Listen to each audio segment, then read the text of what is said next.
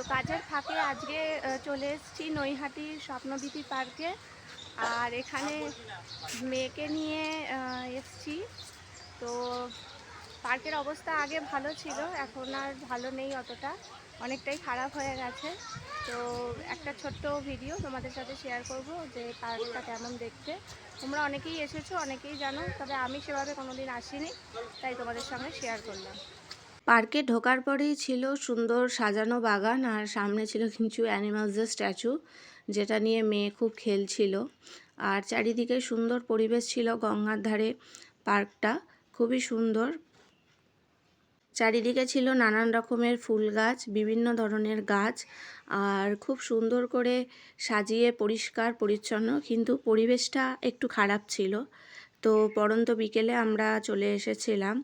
আর তারপরে ছিল একটা সুন্দর ঝর্ণা, তো ঝর্ণার পাশ দিয়ে ছিল একটি ছোট্ট ব্রিজ, তো ব্রিজের ওপর দিয়ে আমরা বাচ্চাদের যে সেগমেন্টটা সেখানে যাব।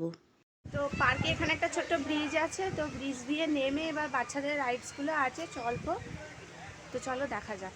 তো এখানে বাচ্চাদের অনেক রকমের রাইডস ছিল। তো প্রথমে এসেই মেয়ে সব কিছু চাপতে শুরু করে দিয়েছে। দোলনা ছিল, ঘোড়া ছিল বিভিন্ন রকমের, তারপরে বাচ্চাদের যা যা হয় আর কি সব রকমেরই রাইড ছিল। তো মেয়ে এখানে প্রচুর মজা করছিল, আর আমি আমার ছোটোবেলায় ফিরে গিয়েছিলাম মেয়ের সঙ্গে।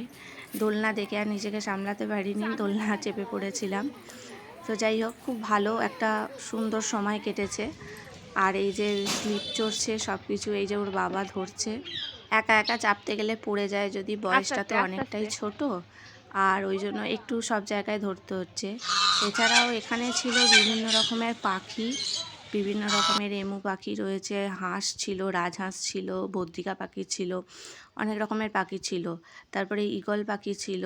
খুব সুন্দর বেশ পরিবেশটা। বাচ্চাদের যে সেগমেন্টটা, সেই সেগমেন্টটা খুবই মানে ভালো, পরিষ্কার পরিচ্ছন্ন, কিন্তু প্রথম যে সেগমেন্টটা ছিল সেই সেগমেন্টটা কিন্তু অতটাও ভালো না।